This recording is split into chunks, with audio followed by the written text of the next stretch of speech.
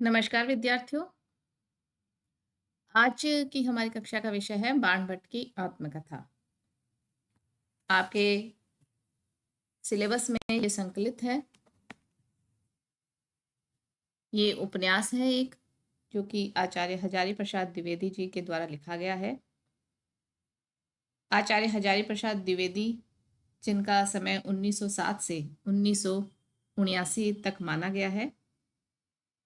हजारी प्रसाद द्विवेदी जी एक ऐसे ऐतिहासिक उपन्यासकार हैं जिनके उपन्यास इतिहास के तथ्यों पर उतने आधारित नहीं हैं जितने तत्कालीन ऐतिहासिक वातावरण और देश काल पर आधारित हैं, जिसकी सृष्टि उन्होंने अपनी अद्भुत कल्पना शक्ति के माध्यम से की है।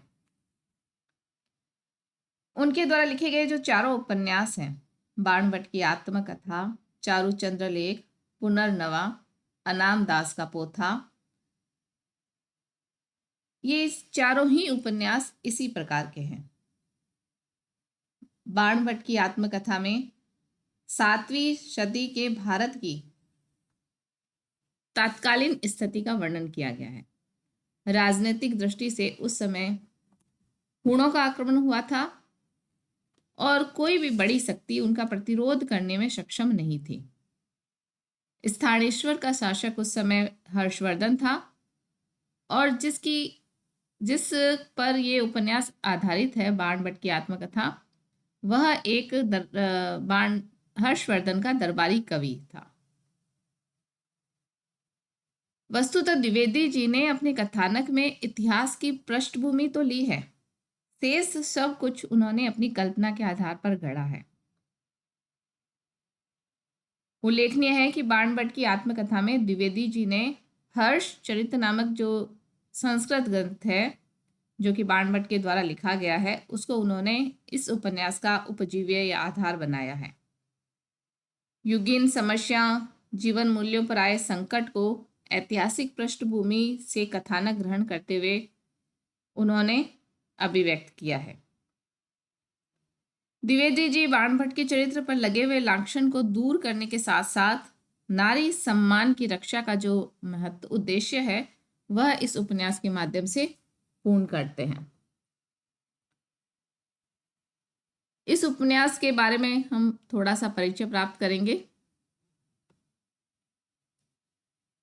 सबसे पहले तो इस उपन्यास के लेखक आचार्य हजारी प्रसाद द्विवेदी है, जिनका समय हमने बताया कि 1907 से 1979 ईस्वी है उनका। और ये जो उपन्यास है बाणभट्ट की आत्मकथा, इसका प्रकाशन समय 1946 में ये उपन्यास प्रकाशित हुआ है। और इसका उपजीव्य ग्रंथ हर्षचरित, जो बाणभट्ट के द्वारा लिखा गया है, वह है। जिस पर यह उपन्यास आधारित है वह बाणभट्ट कौन है, इसके संबंध में इस हर्षचरित ग्रंथ में काफी कुछ लिखा गया है, जिसको आधार आचार्य हजारी प्रसाद द्विवेदी ने बनाया है। ये हर्षवर्धन के दरबारी कवि हैं बाणभट्ट, और संस्कृत के प्रसिद्ध गद्य लेखकों में से एक थे। उन्होंने राजा हर्षवर्धन के जीवन पर हर्षचरित नामक ग्रंथ लिखा था, और दुनिया के सबसे प्राचीनतम उपन्यासों में से गिना जाने वाला कादम्बरी उपन्यास भी उनके द्वारा लिखा गया है। बिहार के सोन नदी के तट के निवासी बाणभट्ट संस्कृत साहित्य में एक विद्वान साहित्यकार के रूप में जाने जाते हैं। ऐसा कहा जाता है, इनके लिए संस्कृत में एक उक्ति चलती है जिसके अनुसार उन्होंने संसार की हर वस्तु का वर्णन अपने साहित्य में कर दिया है। संसार की हर वस्तु बाण की वाणी से वर्णित है, ऐसी उपाधि उन्हें संस्कृत साहित्य में दी गई है। अर्थात उन्होंने संस्कृत साहित्य में लगभग सब कुछ वर्णित कर दिया है। ऐसे पात्र को लेकर आचार्य हजारी प्रसाद द्विवेदी ने यह उपन्यास लिखा है, बाणभट्ट की आत्मकथा।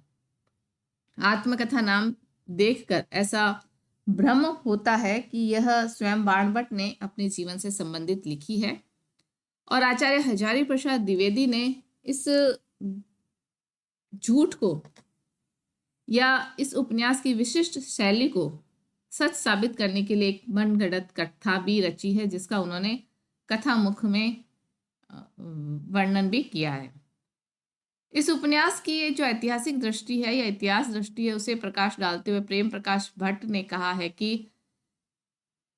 इतिहास उनके उपन्यासों की पार्श्वभूमि बनकर उपयोग में आया है। हजारी प्रसाद द्विवेदी के उपन्यासों की पार्श्वभूमि बनकर उपयोग में आया है। बीच के तथ्य, घटना प्रसंग, तत्कालीन जीवन की भास्वर छवियों के चित्र तथा विशद ब्योरों को अंकित करने में उनकी इतिहास दृष्टि स्खलित नहीं हुई है। प्रकाश भट्ट जो कहना चाहते हैं उसका अभिप्राय यही है कि मुख्य विषय वस्तु उनका इतिहास नहीं है, ये पार्श्वभूमि में है, और बीच के जो अगर वो कुछ घटनाएं, प्रसंग इत्यादि अपनी कल्पना के आधार पर वर्णित भी करते हैं तो उनकी इतिहास दृष्टि उसे खत्म नहीं होती, विगलित नहीं होती है। आगे हम बाणभट्ट की आत्मकथा है उसका जो उसकी विशिष्टता है इस कथानक की, उसके बारे में पढ़े। तो इसके पहले बाणभट्ट की आत्मकथा का जो स्वरूप है वह हम देख लेते हैं। बाणभट्ट की आत्मकथा या इस उपन्यास को ऐतिहासिक उपन्यास की संज्ञा दी जाती है, जो कि आत्मकथात्मक शैली में लिखा गया है। उपन्यास का जब शुरुआत होती है तभी मालूम होता है कि ऑस्ट्रिया की एक वृद्ध महिला मिस कैथरीन से प्राप्त पांडुलिपि को आधार बनाकर व्योमकेश शास्त्री, ये व्योमकेश शास्त्री कौन है? हजारी प्रसाद द्विवेदी का ही दूसरा नाम है, एक छद्म नाम है, ने ये उपन्यास लिखा है। लेकिन उपन्यास के अंत में पता चलता है कि मिस कैथरीन एक काल्पनिक किरदार है और असलियत में उन्हें कोई पुस्तक प्राप्त नहीं हुई थी। वास्तव में यह उपन्यास ही इतिहास और कल्पना की बुनावट में लिखा गया है। कहने का अभिप्राय यह है कि बाणभट्ट की जो आत्मकथा है, हजारी प्रसाद द्विवेदी ने इसे आत्मकथा का रूप देने का प्रयास किया है, और इसे आत्मकथा का रूप देने के लिए उन्होंने एक मनगढ़ंत कथा रची है मिस कैथरीन की। ऐसा उन्होंने उपन्यास की कथामुख में वर्णित किया है कि मिस कैथरीन को भारत का भ्रमण करते हुए एक पांडुलिपि मिलती है, और उस पांडुलिपि के जो रूप है उसमें प्रारंभ के पृष्ठों में लिखा गया है, अथ बाणभट्ट कथा लिखियते, जिससे ऐसा प्रतीत होता है कि 7वीं सदी का जो बाणभट्ट है, जिन्होंने हर्षचरित की रचना की, उन्होंने किसी ऐसी आत्मकथा को लिखने का प्रयास किया, और यह जो पांडुलिपि मिस कैथरीन को प्राप्त हुई, उन्होंने ये पांडुलिपि व्योमकेश शास्त्री को सौंपी।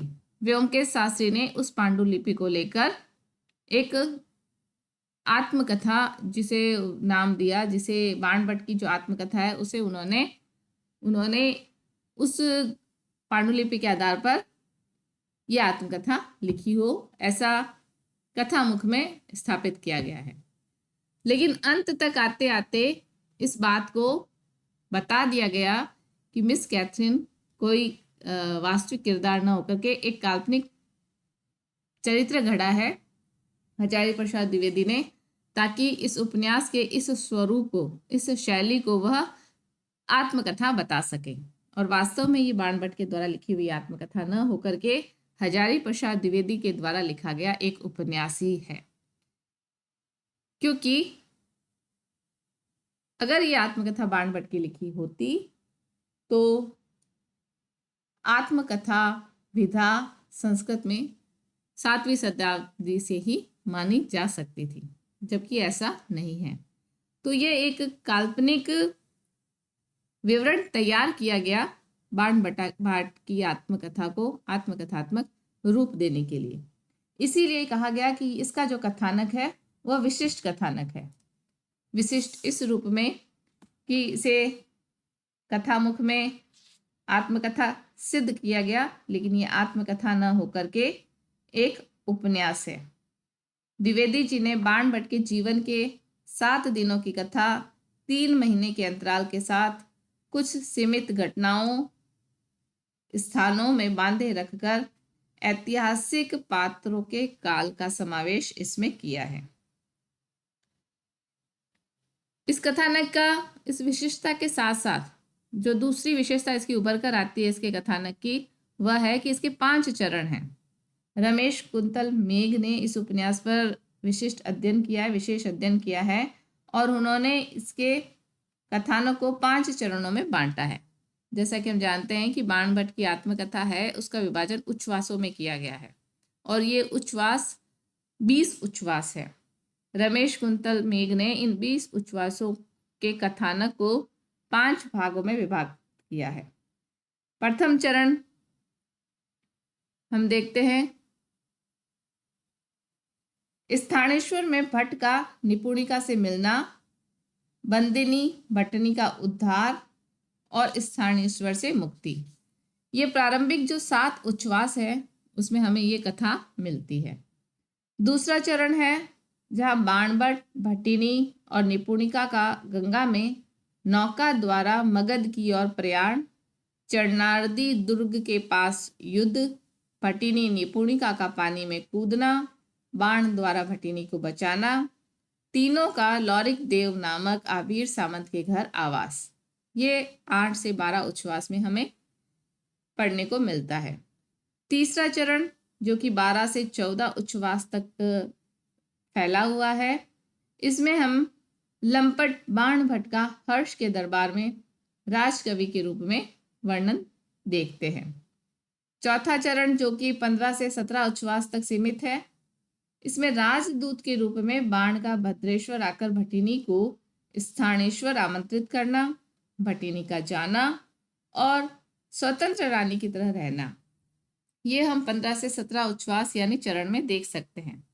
पांचवें चरण में बाण भट्ट, भट्टिनी और निपुणिका का पुनः स्थानेश्वर आना, रत्नावली नाटक का मंचन करना और मंच पर निपुणिका की मृत्यु के साथ 18 से 20 उच्छ्वास में यह उपन्यास समाप्त हो जाता है। बाण भट्ट की इस आत्मकथा में इन 5 चरणों के बीच में कथानक की जो विशेषताएं हैं, उत्सुकता, जिज्ञासा, कौतूहल, नाटकीयता, ये सब कुछ तो दिखता है ही। इसके साथ साथ इसकी कथानक की जो विशेषताएं हैं वह हम ये देख सकते हैं कि इसमें प्रत्यक्ष और अप्रत्यक्ष 2 कथानक साथ में चलते हैं।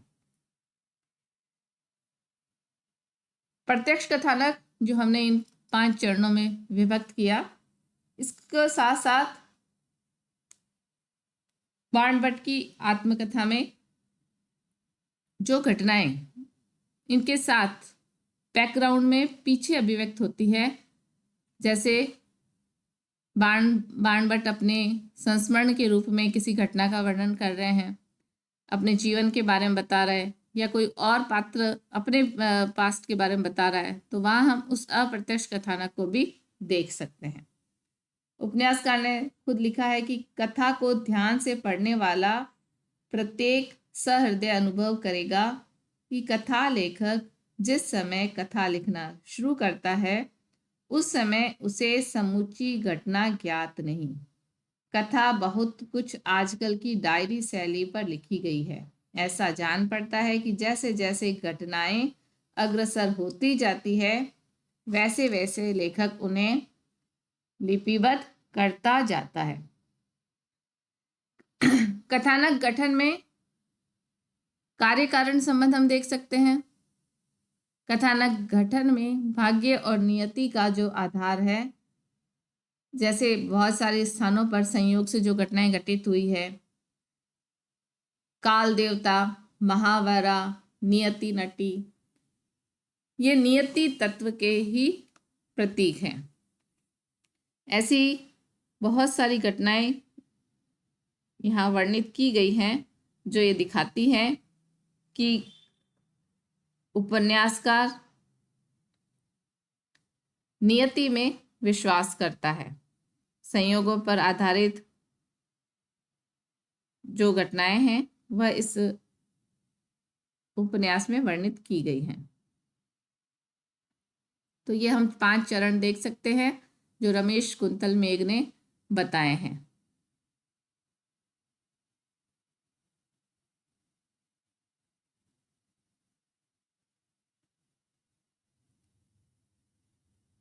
तो विद्यार्थियों, आज के इस कक्षा में हमने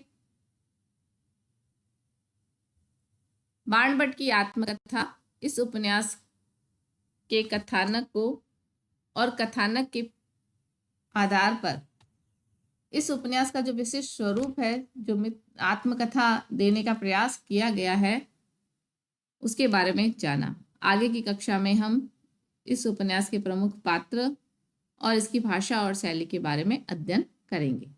धन्यवाद।